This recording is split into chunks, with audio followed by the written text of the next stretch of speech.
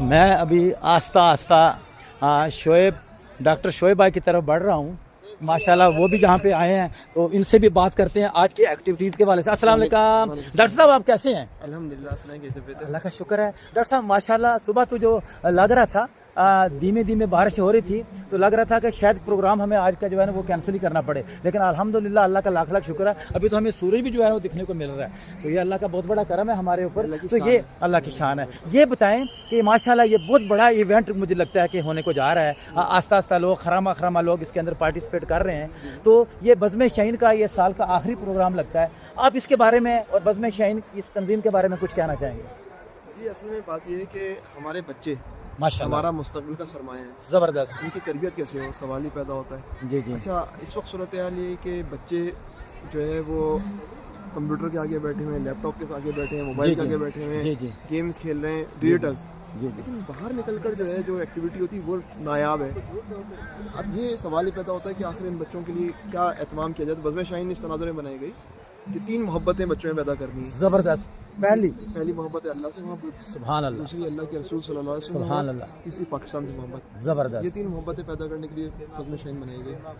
تو یہی بات ہوتی ہے, بزم شاہین کے اتنے پروگرامات ہوتے ہیں جن کے اندر ہم اسی میں بات کر رہے ہوتے ہیں کہ کسی طرح یہ 3 محبتیں بچوں میں پیدا کی جائیں, اور اس کے لیے ایکٹیویٹیز ارینج ہوتی ہیں, اور ایکٹیویٹیز کے ذریعے جو ہے وہ معاملات ایسے بنتے ہیں کہ جو ہے لوگوں کے اندر خود بخود یہ چیزیں پیدا ہونی شروع ہو جائیں. جی ماشاءاللہ ماشاءاللہ. تو میں یہاں دیکھ رہا ہوں کہ یہاں 2 جو ہے نا اس طرح کے اندر پارٹیشن ہے, ایک طرف لیڈیز سیکشن ہے اور دوسری طرف جینٹس سیکشن ہے. تو یہاں پہ تو ماشاءاللہ زبردست قسم کی بچے ایکٹیویٹیز جو ہے نا وہ کر رہے ہیں. ابھی فٹ بال کھیلا جا رہا ہے, اس کے بعد شاید کرکٹ کا میچ ہوگا, اور سامنے وہ سائنس کارنر ہے, وہاں پہ سائنس کے ایکسپیریمنٹ بھی ہوں گے. کچھ بچوں سے ریلیٹڈ ٹائز وغیرہ بھی ہیں, وہ بھی انشاءاللہ ڈسٹریبیوٹ ہوں گے.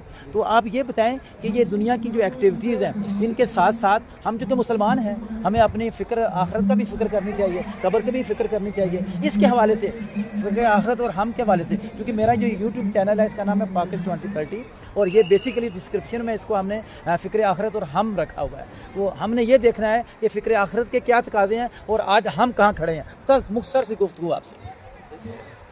فکر آخرت جو ہے وہ اصل میں کسی چیز کا نام نہیں ہے سوائے ایسے کہ اس دنیا کو کس طرح گزارا جائے کہ آخرت ہماری سنور جائے. زبردست. ٹھیک ہے, اس مین کی دنیا جو ہے یہ ہمارے لیے ایک امتحان گاہ ہوئی. جی, دنیا ایک امتحان گاہ ہے. دنیا ایک طرح سے کھیتی ہے جی جی, جس کو ہم بوئیں گے اب اور آخرت میں کاٹیں گے. جی جی, یہ ہے معاملہ. لیکن مسئلہ جو ہے وہ یہ ہے کہ ہم نے سمجھا ہے کہ اس دنیا میں اگر کوئی جو ہے وہ کھیتی بونی ہے, جی جی, وہ بونی والی کھیتی جو ہے وہ کوئی اور نہیں ہے, بس وہ نماز روزہ زکوٰۃ ہے. جو آپ کا مجھ سے سلام کرنا, میرا سلام کا جواب دینا بھی نیکی ہے. زبردست. اسی طرح جو ہے نا وہ اگر یہ فٹ بال ہو رہی ہے, جی جی, یہ بچے مل جل کر محنت سے جو ہے وہ کھیل کھیلنے یہ بھی عبادت ہے. جی جی, بالکل ایسے ہی ہے. اصل پرابلم جو آئی گی وہ یہ آئی گئی ہے کہ ہمارے معاشرے میں جو ہے دنیا کا تصور جو ہے نا وہ خاص عبادت کے تناظر میں چلا گیا ہے. جی, اور جب میں کاروبار میں جاتا ہوں تو وہاں حرام کماتا ہوں اور سمجھتا ہوں کہ جو ہے یہ دنیا ہے, دنیا, اور یہ وہ دین ہے جب نماز پڑھ رہا ہوتا ہوں. جی اصل میں جو ہے یہاں سے بھی اللہ کی رضا ملے گی, جی جی, اور وہاں سے بھی جہاں پر ہماری جماعت کے ساتھ نماز ہوئی تھی وہاں سے بھی اللہ کی رضا ملے گی.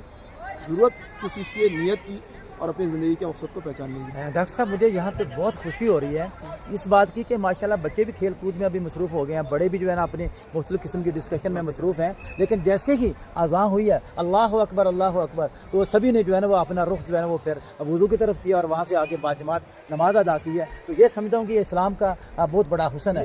نماز تو یاد دہانی ہے نا, زبردست. یاد دہانی ہے.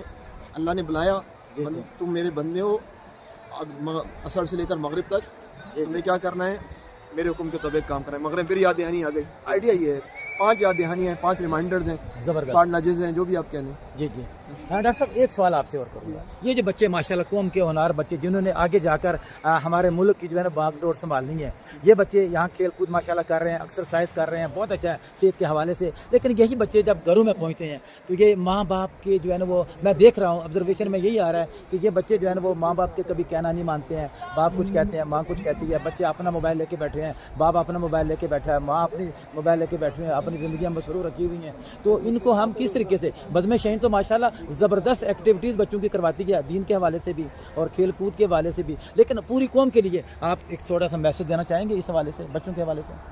دیکھیے, بچے امانت ہیں والدین کے پاس, تو یہ سب سے بڑی بات ہے کہ والدین کے پاس امانت ہیں, اور ہم ان بچوں کی تربیت جیسی کریں گے ویسے ہی ہم مستقبل میں آخرت میں ہی نہیں اس دنیا میں بھی اپنے بڑھاپے میں دیکھیں گے کہ ہمارے بچے کا بیہیویئر ہمارے ساتھ کیا ہے. اگر آج ہم نے اپنے بچے کو توجہ نہیں دی تو یاد رکھیے مستقبل میں جب ہم اپنے بچوں کے محتاج ہوں گے نا تو اس وقت بچہ بھی ہمیں توجہ نہیں دے رہا ہوگا. یہ مقافات عمل اس کو اردو میں کہتے ہیں.